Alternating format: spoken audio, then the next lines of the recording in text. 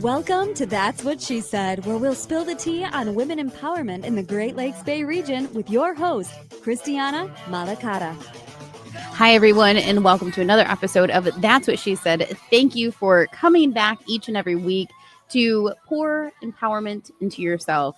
My name is Christiana Malacara, and I always start out by saying thank you. I know it's just kind of one of those things that have been like embedded in me, is just to be grateful and to express this moment of gratitude for each and every one of you who may be tuning in for the first time on the many ways you can, or maybe you're an avid listener, follower. I appreciate you. Thank you for being in this space with us. So the ways that you can listen, if you are watching us, it is most likely on social media on a Thursday at 1:30. When you are watching us live, it is fantastic. Please interact on those platforms. If it's leaving a comment, sharing, leaving a review, saying something that just pushes all of us into that light of empowerment. If you are listening to us on the radio waves or at WSGW.com, that would be on a Saturday morning at 8 a.m. or Sunday evening at 6. We're also in a podcast format on everywhere you enjoy your podcast.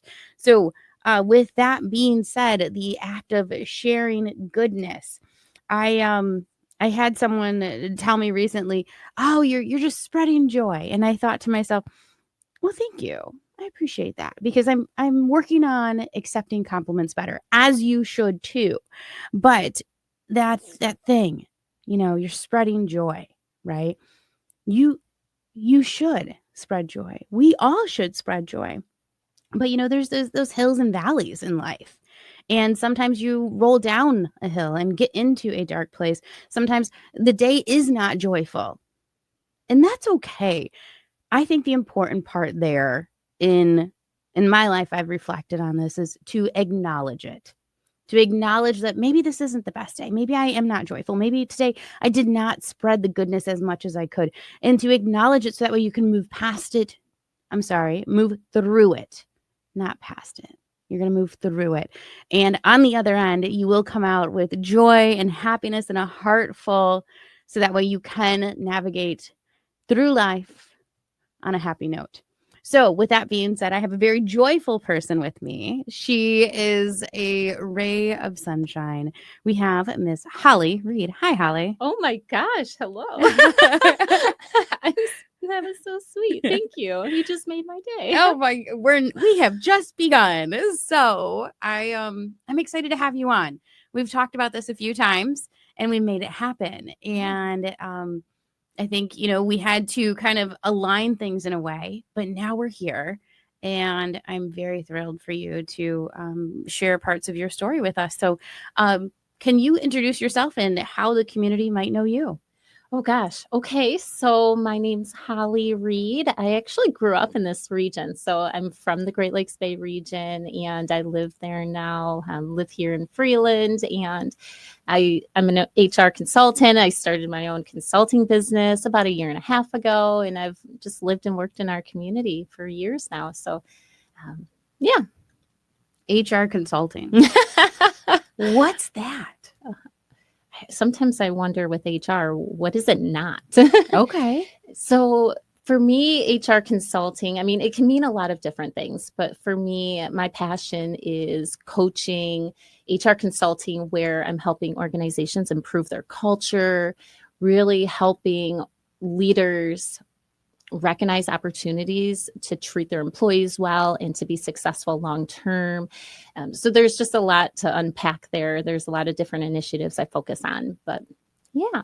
What were you doing before this? Because you said you just started, your own business. Yeah, great point. So I actually have been in HR for about 20 years now. So it was a really beautiful journey, I guess, now that I can see how it's kind of moved me in this direction. But being in HR, I've worked at large corporations, nonprofits, many different industries throughout the almost 20 years. And more recently, I was the VP of Talent at Saginaw Future and had a great opportunity to work with C-suite leaders throughout the region. And from there, I feel like it just opened up the opportunity for me as an HR consultant, starting my own business, and I feel just so fortunate. VP. Those are two little letters that are a big title. It was it was an amazing opportunity. It helped me learn and grow and meet so many wonderful people from our region. And I also was able to work with a lot of great people throughout the state. So it was a wonderful opportunity. I was just actually at a luncheon today with a lot of the great people that I had worked with in the past through that role. And it just taught me a lot. Yeah. So you moved past this role and created something of your own, though. Yeah. What was that inspiration? I had thought of starting my own consulting business as an HR consultant. I had thought of that for a long time, but it was more of a dream, something I wasn't seriously pursuing.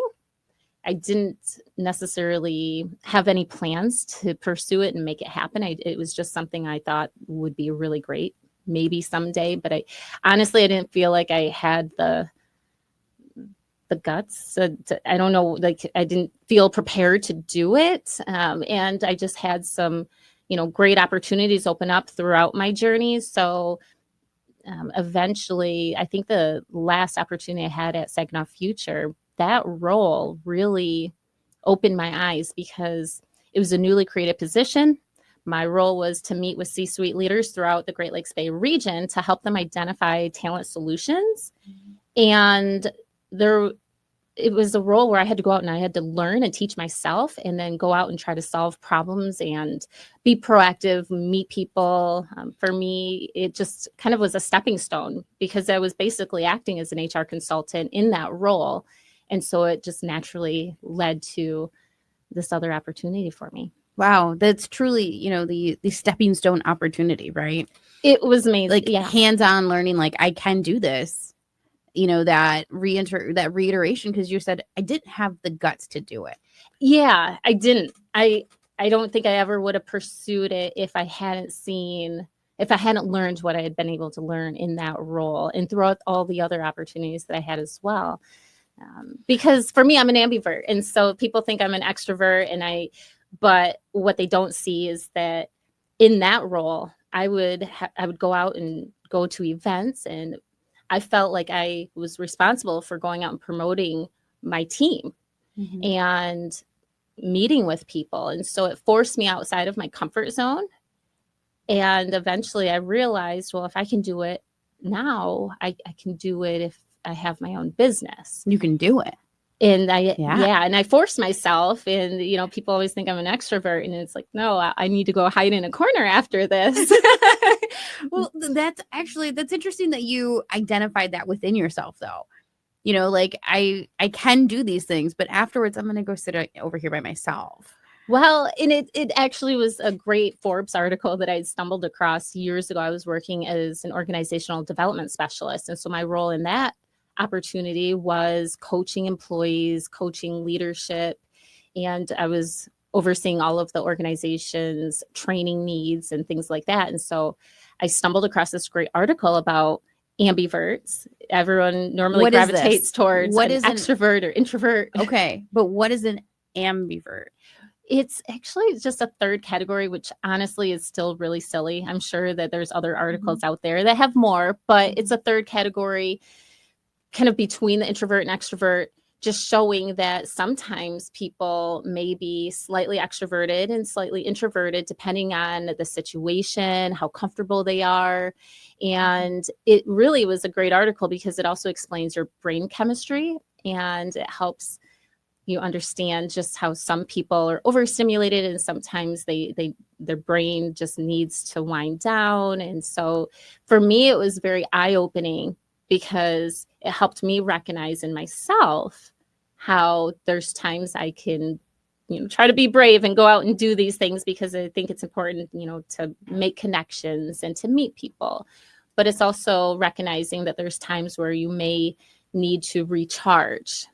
And so I like sharing this article with people, especially just my nature of being an HR consultant. I think that understanding yourself and your employees I think it just helps everyone bring their best.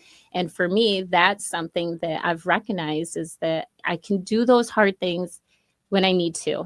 For me as a business owner, my family relies on my business, and I need to push myself to go outside my comfort zone at times. It was actually easier when I was working under the umbrella of my team at Saginaw Future, because I was doing things, because I love the team aspect. And now it's like, okay, I have to do it. And I remind myself it's because my family and my passion is helping people. So a few times you've said the word coaching. Yeah. Okay. I feel like that's a really powerful word, because when it comes to coaching, someone is relying on you or looking up to you, or in this aspect of you are the leader at this moment. So if we have a woman out there listening who's like, yeah, you know what? I'm just like, Holly, I don't have the guts to move forward. I don't have the guts for this thing. What are maybe 2 pieces of advice from, Coach Holly here on, hey, I did this. I took this leap. I've done this thing. And this is where we're at. What would you tell her? Well, first off, I would say you do have the guts. It's not that we do or we don't. It's not that I have more guts than someone else. It's recognizing the opportunities and finding the meaning behind it. For me, when I was working in the past opportunity as the VP of talent, I did it because I knew my team relied on me.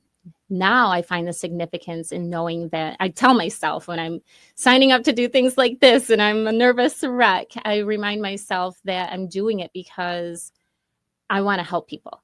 If I can help encourage just a few people through this, then it's worth it. And I'm a person of faith, and I believe that God can use me to help others, but I have to be willing to show up. And so when we find the significance and the meaning behind it, I think it helps us move forward through those challenges that we have. And you mentioned leadership. One aspect about the coaching that I do is, and I just find it really amazing, is that I work with people at all levels. So I have CEOs that are near the end of their career and much more experienced than I am. And then I also love working with emerging leaders. And so people throughout the entire journey.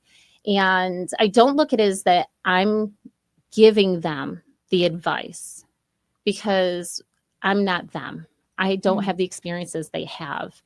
But what I'm trying to do through my coaching is I'm trying to help them through it. Use that word earlier. It's not looking past something, but looking through it. And I'm trying to help them realize their potential and the challenges. And sometimes it's just great having someone from the outside, because I'm outside the box. An outside perspective. Yes. It's Sometimes easier. we need that. It's easier when you're stepping outside and looking in versus you're in the middle of the chaos yourself. So sometimes it's just having someone alongside you, coaching you, not leading you, because you have that within yourself. You have I do believe that people are where they're at for a purpose, and there's a reason. And that's actually why I think it's really neat with my career journey. How I'm at the point where I am now is because I went through some really challenging times. And now I have the hindsight, and it's like, wow, I didn't understand it back then, but now I can see how I was able to overcome some of these challenges, and it helps me be a better HR consultant and better coach, better leader. So some of these challenges, women go through challenges all the time, day to day. I mean, honestly, sometimes women just are like, you know what? I had to stay up late last night because I was working on this. I just that rule of like, all right, just keep going, and you're getting so up. Many hats. Exactly. Yeah. So these challenges that you've had to work through and overcome, what is something that you've learned that you're like, yep, this thing that I'm doing now is clearly from that challenge I went through? Oh gosh. I mean, there's just so much. I feel really fortunate because when you're in the valley, you're just trying to focus on getting out, right? When you're going through those hard times. But now that I feel like I've overcome some of the challenges in my career, for example, I'll just use that. I've had some situations where I had to decide, okay, what do I do? And I think we all have those, but situations where you have to decide, are you going to stand up for what you believe in? Are you going to try to do what you believe is right? And as an HR leader, I've actually seen a lot of organizations have challenges and struggle with this. And so working with C-suite top leaders and even HR, I've had to work through some of that, standing up for the employees when sometimes that's not always what an organization may be looking for. I try to find a win-win, trying to make sure that people are treated with respect and that organizations are able to build positive cultures where people thrive and the organization is profitable and successful long-term, sustainable. Yeah, that's not, it's complicated. And so I've had those situations in my career, and now I can see how it's actually helped me become a better HR leader where I can speak through those situations that I've been through. HR seems to feel a little bit, and then I'm going to use this word as like a thankless job. Like, it's like, oh, okay, she fixed the thing. Now we're moving on. Right. And you're saying you're working with this entire spectrum of people where this is a new leader in their company to a, kind of, ready to senior out of their position. Right. Is there ever that aha moment where it's like, okay, thank you. You did the thing and you fixed us? So it's challenging for HR leaders. I mean, I think a lot of the great HR leaders that I know, they do it like I got into it was because I wanted to help people. And so I think that it is, like a lot of jobs, thankless, right? But meaningful. But in HR, there's so much confidentiality. So it's really challenging. So, I mean, if anyone out there is, a manager, a leader, most women, you're leading in some capacity regardless, especially if you're a mom or, you're taking care of other people. So I think that there's a lot of thankless aspects of it. But in HR especially, you're managing so much that's confidential and employees don't always see that. And so my role as an HR consultant now is I like to focus on how can I help other HR leaders, because I can come alongside organizations that already have HR leaders. But my goal in those instances is how can I support them to bring out their best? Because my focus in those aspects, if they already have an HR team or HR leaders, my focus is on helping them be successful so they can think ahead strategically. So this sounds like it's stemming from somewhere that's a little deeper than, oh, I just want to help, I just, this is the path that I've kind of trickled down and this is where we're at. These words that we're using as a leader, coach, being helpful, being that champion for someone, that sounds like it's rooted well before your career. Am I right on that? Wow. Well, now that you say it like that, I feel like I kind of understand what you're saying, because for me, I have two great sisters and a brother. I'm the oldest. And so I've naturally always wanted to be that coach. I used to coach, sports, and I just loved being that cheerleader. I didn't focus on being the head coach.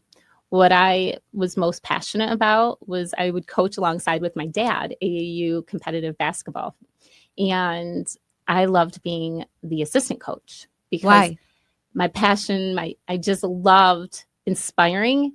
And when the girls would get down on themselves, I would try to remind them, like, to me, I'm competitive, but over the years, I'm choose not to be competitive in sports and things like that, because I really want the kids to see like the big picture, right? Do your best. Just have fun. Do your best. So, and I loved that aspect of it. The assistant coach, the VP, right?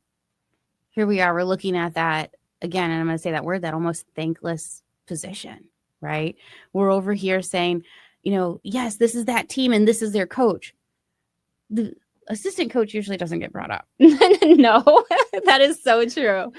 So putting yourself in these positions where it's like, this is where I want to be. That is so humbling. Oh, thank you. It really is. That is my goal, though. I mean, a lot of companies already have an HR leader, right? So I'm not trying to steal that spotlight. What I want them to do, a lot of times HR leaders are so buried, or leaders themselves are so buried in the day-to-day work. We often get caught up in our to-do list, and my passion is helping them elevate their role so that they can be more strategic, so that they can impact the organization's bottom line in the future of the organization and have that more strategic impact. So I'm not looking for the spotlight, but I do love helping people be their best, and I love creating positive workplaces, because over the years, I've been in some challenging organizations where I saw people very discouraged and unhappy, but not willing to make a change. And so I really believe if you spend the majority of your life working, whether it's working at home as a mom, as a parent, or outside of, the home, you spend the majority of your life working and doing things. So I think if we can find purpose and meaning and try to be our best. I'm by far absolutely not perfect, but I really like those points. And in this first segment, you brought up, and I asked you, I said, what are 2 things that you could tell a woman that's like, oh, and she's nervous, like, I don't have the guts to do this thing. And that thing can be anything, right? That thing can be buying a new car to going on that first date to, yes, I'm going to quit this job, right? It can be anything. So when we get back, we're going to dive a little bit deeper on helping people be their best and who's helping Holly Reed be the best Holly Reed possible.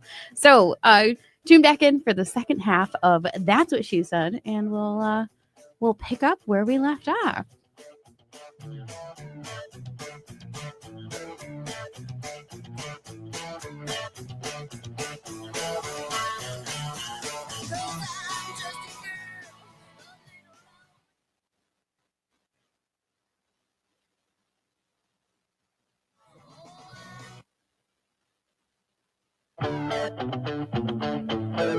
That's What She Said with Christiana Malacara is back.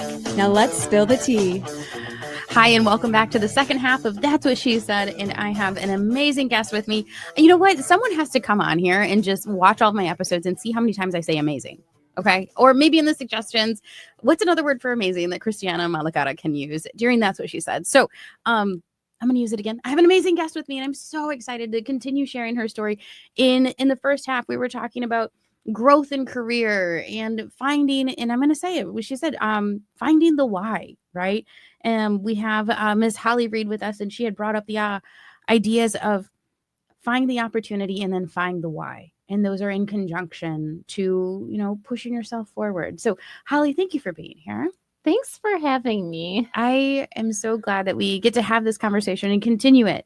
In the first half, you had said something that really just kind of lit off fireworks in my head. And I wrote it down, and it says, helping people be their best. Is that a mission of yours? Wow, I guess maybe, maybe it is. I mean, I love helping people through, whether it's challenges or working towards a goal. It doesn't mean that I am the best or that I have all the answers, but I do think that people are stronger together. And I think that we can learn from each other and gain insight from other people. So I think that for me, you might be right. I think we're on to something, guys. So helping people be their best. What is a way that someone in your life has helped you be the best you? Oh, gosh. Well, I guess I don't know if I can even say, I feel like I'm so early into that journey of trying to be the best me. So why do you say that? Oh, gosh. I mean, I think I'm very much human like everyone. I'm constantly making mistakes, wishing I would have done things better. So I try to remind, it's a journey, right? We all have things that we're working through or working on. But, I think that the people in my life, usually know that I'm trying and I do my best, and that, just we work towards doing the best we can, right? Do you think you're hard on yourself? Yeah, yeah. I think that there's The tone changed there for a second. I mean, if I'm being honest, yes, in my career perfectionist, yes, I like having things just right. My kids and husband know I'm a little crazy about, there's this, I like to have the house. If I'm extra stressed, I want, the house in order and things put away. But yeah, that's also for me, just, I think that we all have ways that we try to work through things, and whether it's through like getting things organized or, making a plan. Do you think being a organized planner, in a sense, and I'm going to use it, but in loose terms, like a perfectionist in a way, do you think those help or hinder women in success? Oh gosh, I think it's a mix of both. I used to think that was a flaw. If you try too hard to have everything perfect, it can actually set you back. It can also make you procrastinate, or it can prevent you from even getting started, which that is something that I do see when I'm coaching. For example, I coach senior leaders, emerging leaders, CEOs, and that is something that sometimes I see. And it's surprising because even, a leader of an organization, sometimes through the coaching, I can sense and recognize, okay, they're dreading doing something and they're kind of pushing it out or procrastinating, or they just need the extra support to tackle something that maybe they're feeling anxious about. Okay, and I'm going to stop you right there because I've seen this firsthand too. And I guess I've never had an HR coach in front of me. So we have this project, right? Let's just hypothetically say we have this project. And I'm like, oh, I don't know. How do I identify as a woman and I want to move forward on something? And like I said in the last segment, it could be anything. Mm-hmm. How do I identify this is something that I need support on, or this is something I need to plan out a little bit better and take more time? Mm-hmm. How and what can we do to identify those two things to push us forward? That is a great question. I think as women, we often have we talked about, you wear a lot of different hats. So if you're a caregiver or if you're a mom, for example, it's very easy to take charge and to organize and oversee other people in the family, right? You're keeping your family organized. Family manager. Yes. But how often do we take the time to self-reflect? It's easy for me to point out, okay, my kids, you should have said this different. You should have done that different. You need to do this. And you're coaching and teaching, right? But we also need that too. And so the self-reflection, it is hard because you really need to be intentional about it. And I'm not great with that, but finding time to recognize ourselves, what we talked about earlier, recognizing that I'm an ambivert and I'm not always feeling really extroverted. When you reached out to me about doing this show, I thought, oh, darn. Like, yes, I was excited, but oh gosh, because part of me wants to say no, but darn. I also feel like I want to do it because I think maybe I can help someone. Maybe it'll be good for me too, but also feeling nervous.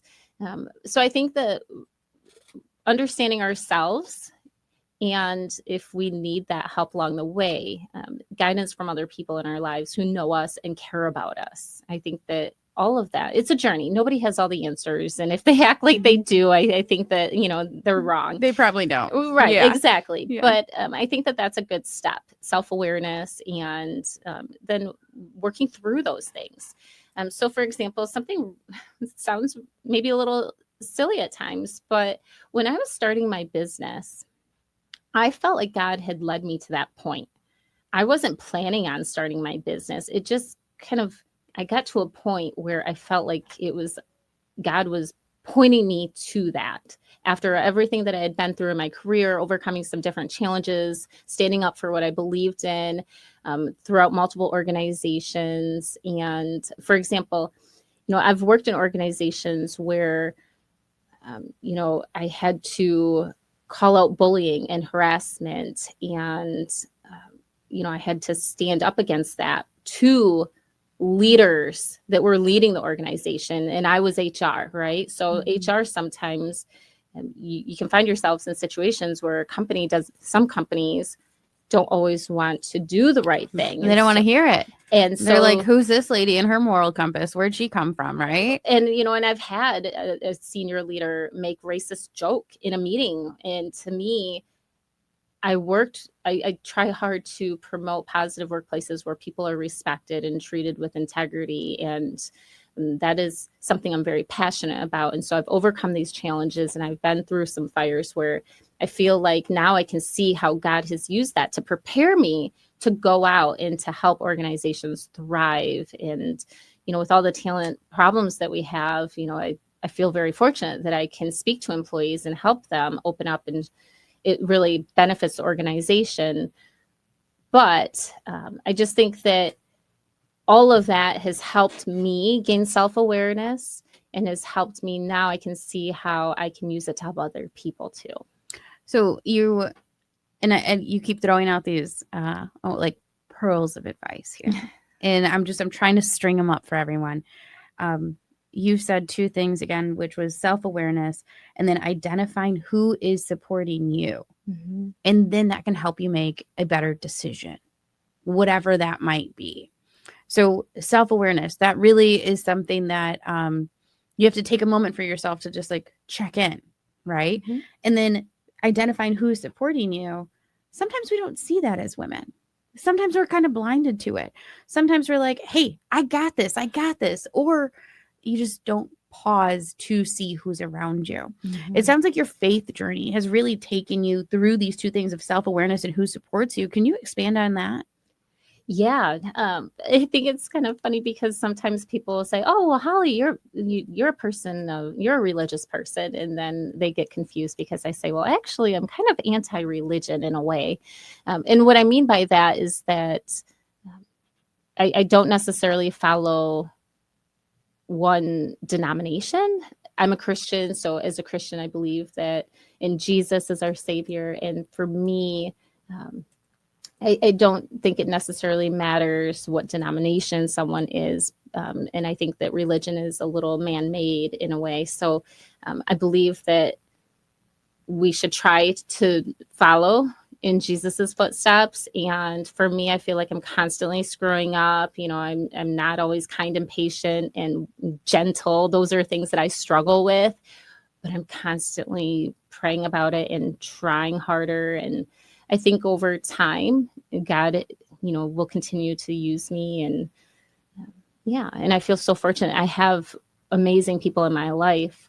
My parents, my family, my in-laws, my husband and kids. And then I just have amazing mentors that are just encouraging, because as women, I think that we sometimes, we take on so much and we can be really hard on ourselves. So faith is something in your life that has almost worked as a support mechanism to move you through the VP, the assistant coach, the behind the scenes kind of girl, right? Mm-hmm. And this tool, right? This tool of faith, does that pour onto who now you are the head coach, so you're the head coach of your family, right? You are the president of your own corporation. You are in front now. Mm-hmm. There's been a shift. Mm-hmm. So this tool of faith, how has that gotten you here? Oh, it's my faith is, I pray and I try to put that first. And then my marriage second, my kids third.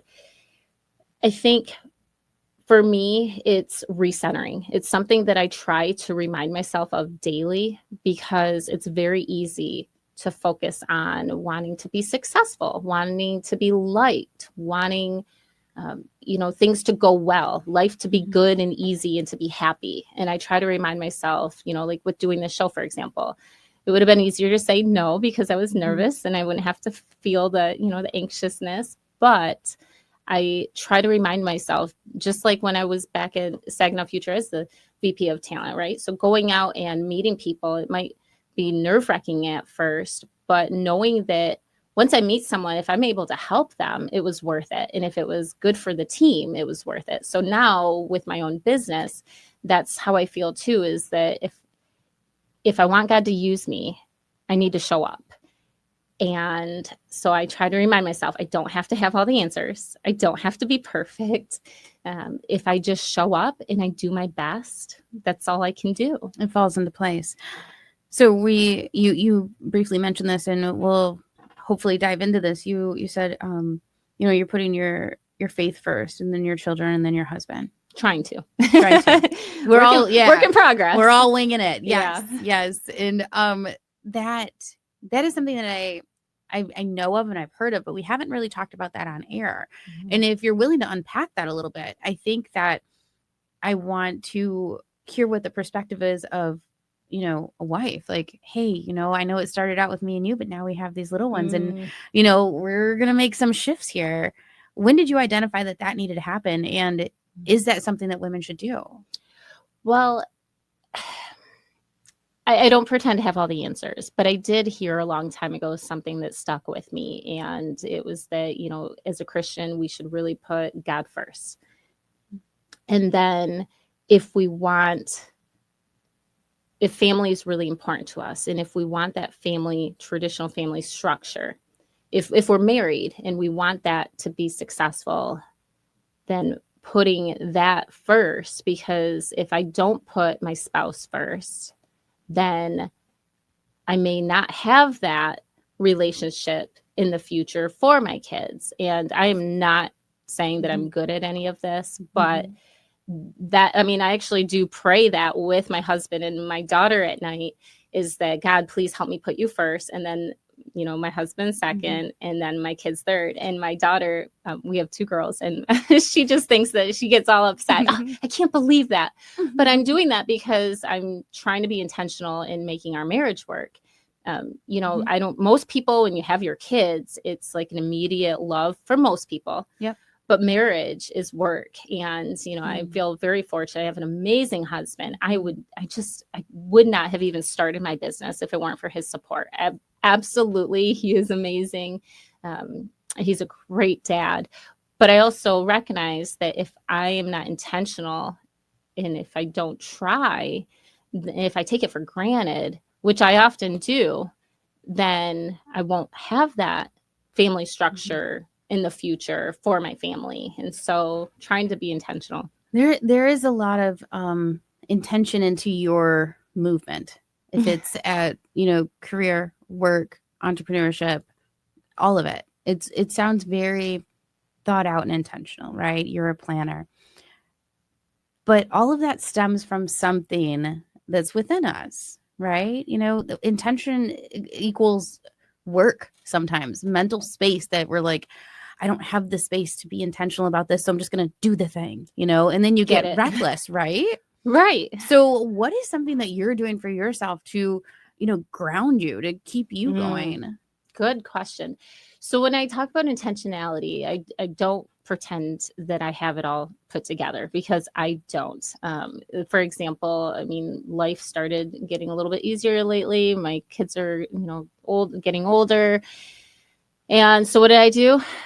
I intentionally got a puppy.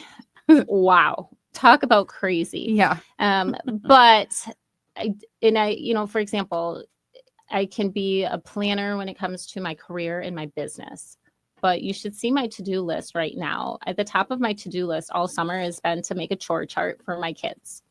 Still need to carve out time and be intentional about getting that done, because I know it'll make my life easier. So, I'm not perfect with any of that, but I think that what I've learned is that it's great to be a planner. But I also, for me personally, I've learned that you can make the best plans in the world, but sometimes you just have to be flexible and open to where God leads you.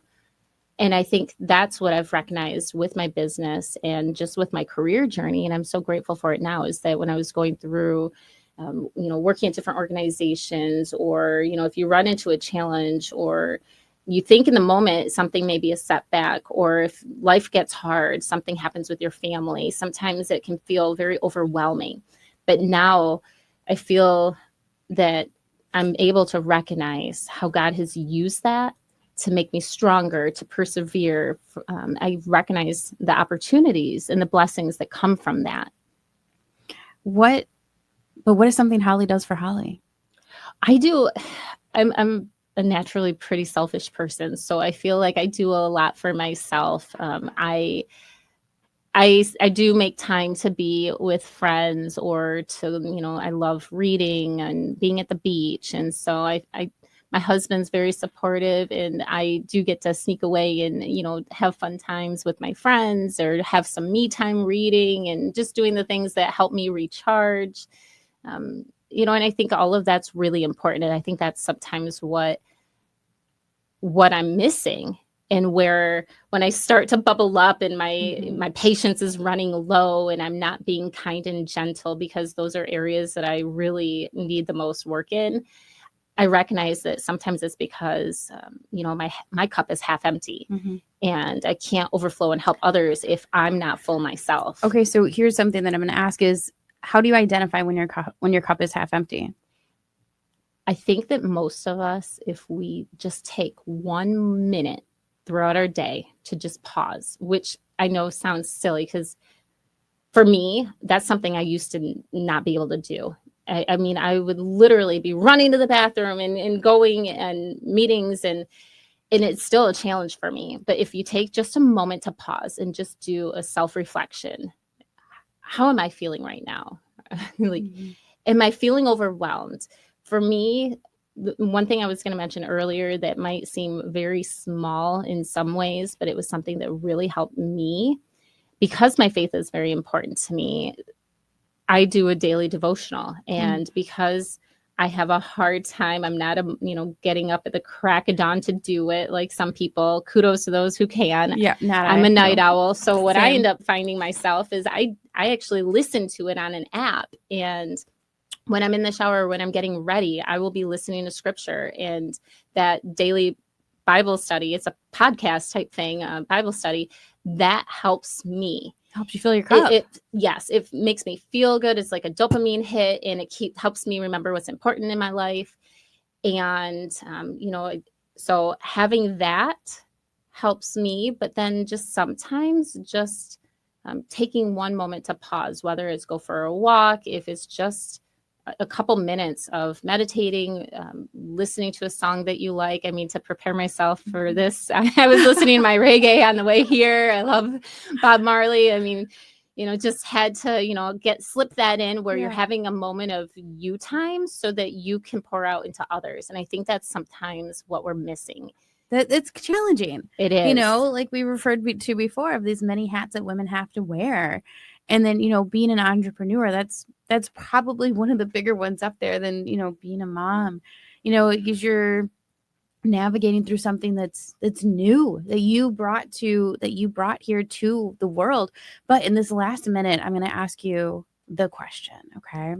So what is a piece of advice that you would pass along to a woman in the region? Oh, that is such an amazing question. I think the advice that was given to me before is just sometimes when things feel overwhelming, just Terry Duperrin, I went through his training a while back, and I just think that he's a very encouraging person. And his advice is just take the next right step. You don't have to have all the answers. You don't need to plan it all out, but just take that next right step in what you think would be the right thing. And I think you can really help people if you do that. I really like that piece of advice. So take the next right step, and you can help people along the way. So thank you so much for being here, ladies and gentlemen. That was Holly Reed, and that's what she said.